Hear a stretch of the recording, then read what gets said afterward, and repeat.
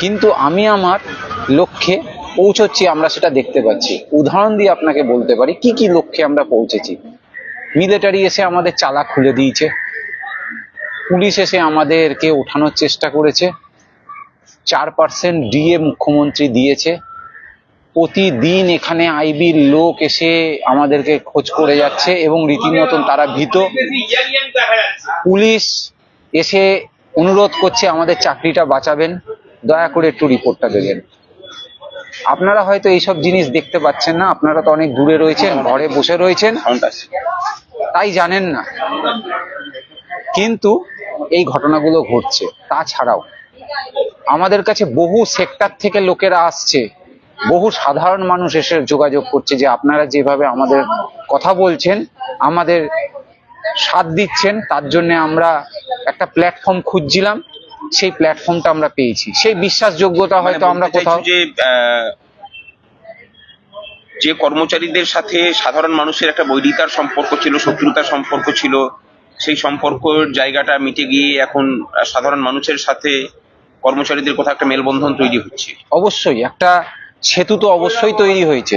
আজকে সরকারি কর্মচারী আর সাধারণ পাবলিক, সরকার পক্ষ থেকে বা বিগত সরকারও যে একটা বিভেদ তৈরি করে রেখে দিয়েছিল, এটা পুরোপুরি যে ভুল, সেটা আজ প্রমাণ হয়ে গেছে।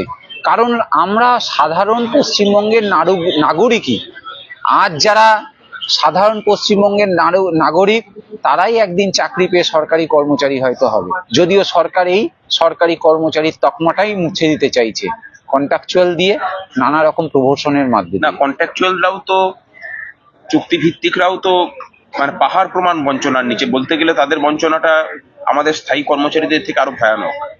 একদমই। এবং এই বিষয়ে মানে তুমি যে লড়াই করছো, এই যে অনশন করছো, সেখানে কতটা তাদের কথা ভেবে করে করছো? অবশ্যই তাদের কথা তো, আমি তো আমাদের এই অনশন তো, আমাদের এই সংগ্রামী যৌথ মঞ্চ তো সবার জন্যই চিন্তা করছে। শুধু আমরা কন্ট্রাকচুয়ালের জন্য চিন্তা করছি তা নয়। আপনারা হয়তো শুনে অবাক লাগবেন, এই 1 সপ্তাহ আগে একজন মাস্টারমশাই এসেছিল, সে রীতিমতন এখানে কান্নাকাটি করছিল। উনি ওনার ওয়াইফকে নিয়ে এসেছিলেন।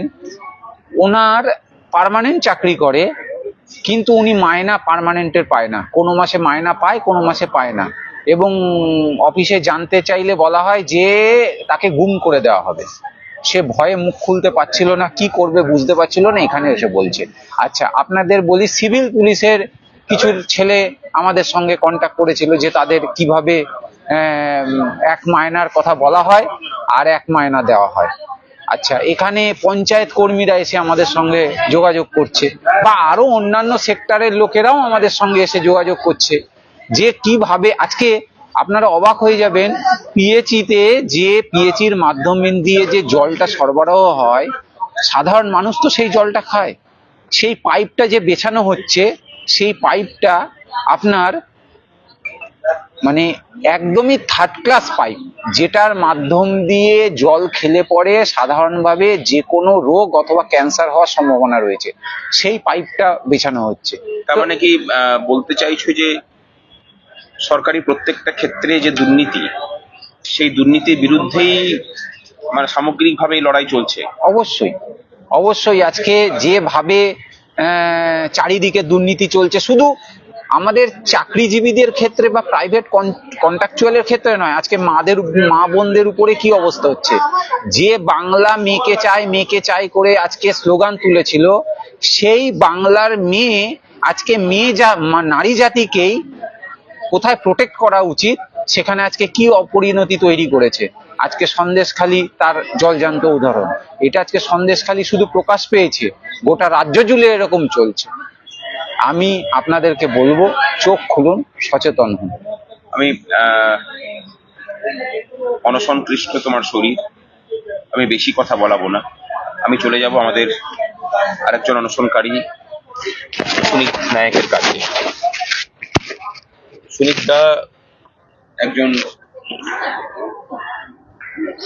উচ্চ বিদ্যালয়ের শিক্ষক, বৌদিও চাকরি করেন। কোনো মতেই বলা যাবে না যে আর্থিক কারণে তিনি এখানে বসে আছেন। তারা স্বামী স্ত্রী দুজনেই হাই স্কুলের শিক্ষক। বিয়ের জন্য অনশন করছেন, মানে এটা ভাবতেও কষ্টকর আর কি। আপনার অনশনের কারণ কি?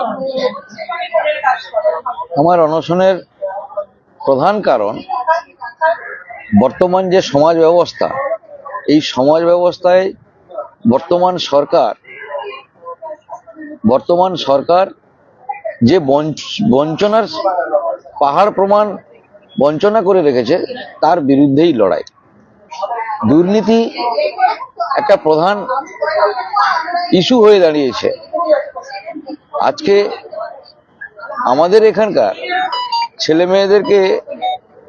বেকার ছেলে মেয়েদেরকে ধর্মতলায় ধর্ণা দিয়ে পড়ে থাকতে হয়েছে। আমাদের এখানে যারা পড়াশোনার সুযোগ পাচ্ছে না, কিংবা পড়াশোনা করার পরেও সামান্য কিছু রোজগারের জন্য তাদেরকে রাজ্যের বাইরে যেতে হচ্ছে। সে ধান পোঁতার কাজ হোক, সে পলিটেকনিক পাস করে কিংবা ইঞ্জিনিয়ারিং পাস করে কাজের জন্য তাদেরকে রাজ্যের বাইরে যেতে হচ্ছে। এই যে বঞ্চনা, এবং এই বঞ্চনার মূলে যে দুর্নীতি, এই দুর্নীতির বিরুদ্ধেই মূলত আমাদের এই লড়াই। সেক্ষেত্রে আমরা যেহেতু শিক্ষক কর্মচারী, আমাদের নিজস্ব কিছু দাবি দেওয়া আছে, সে দাবি দেওয়া থাকবেই, এটাই স্বাভাবিক। কিন্তু এই দাবিটাকেই শুধু মুখ্য করে যে আমরা এখানে বসছি তা নয়, আমরা আগামী ভবিষ্যৎ প্রজন্মকে রক্ষা করার জন্য এই আন্দোলনে সামিল হয়েছি বা অনশনে বসেছি। আপনার এক কন্যা আছে, বয়সটা খুবই কম। এই যে অনশনে বসেছেন, পরিবারের কথা আমি ভাবছি না, কি স্বপ্ন দেখেন যে আপনার সন্তানের জন্য, আপনার কন্যার জন্য কোন পশ্চিমবঙ্গের স্বপ্ন দেখেন? আমার কাছে সবসময় মনে হয়েছে যে আমার যে ওই ছোট্ট মেয়েটি আছে, সেও তো একদিন এই সমাজের একজন অংশ হয়ে উঠবে।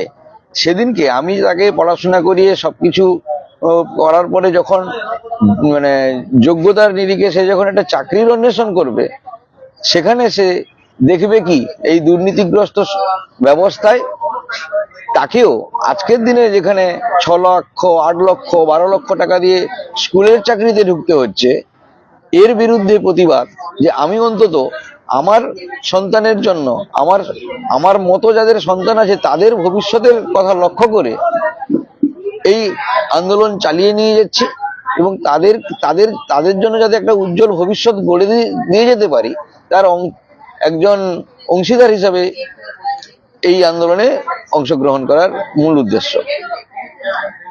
আপনি ট্রেকিং করেন, পাহাড়ে চড়তে ভালোবাসেন, হ্যাঁ। পাহাড়ে যান। শরীরের ওজন কমেছে প্রায় 8 কিলো থেকে 9 কিলো। আশঙ্কা করছেন যে আর যদি কোনোদিন পাহাড়ে যেতে না পারি, পাহাড়ে চড়ার মতো সক্ষমতা যদি শরীর ফিরে না পায়? গত 16 তারিখেই আমার গোচালা যাওয়ার কথা ছিল, টিকিটটা ক্যান্সেল করলাম। আমার কাছে এই ট্রেকিংটার থেকেও বর্তমানে এই যে সমাজ ব্যবস্থার পরিবর্তনটা অত্যন্ত জরুরি মনে হয়েছে। হ্যাঁ, ট্রেকিং করি, অনেক দিন থেকে করে আসছি, রেগুলার বেসিসে করতে ভালোবাসি, কিন্তু আমার ওই ভালোবাসাটাকে আমি বর্তমান সমাজ ব্যবস্থায় ক্ষেত্রে আমি বিসর্জন দিতেও রাজি আছি। যদি ভবিষ্যতে আর নাও পারি, তাতেও আমার দুঃখ হবে না যে আমার একটা শখ ছিল, সেই শখটা আমি পূরণ করতে আর পারছি না, তাতে আমার এতটুকু দুঃখ থাকবে না। আশা করব যে রাজ্যের সরকার এখনো পর্যন্ত যে স্বৈরাচারের নমুনা রেখেছে, তার মানবিক বোধ জাগ্রত হবে। আপনাদের কথা ভেবে অন্তত আলোচনার মাধ্যমে এই যে অচলাবস্থা, সেই অচলাবস্থা সমাপ্ত হবে। ভালো থাকুন, সুস্থ থাকুন, এই কথাটা তো বলতে পারি না। দ্রুত আপনাদের অনশন শেষ হোক, এই প্রার্থনা করছি।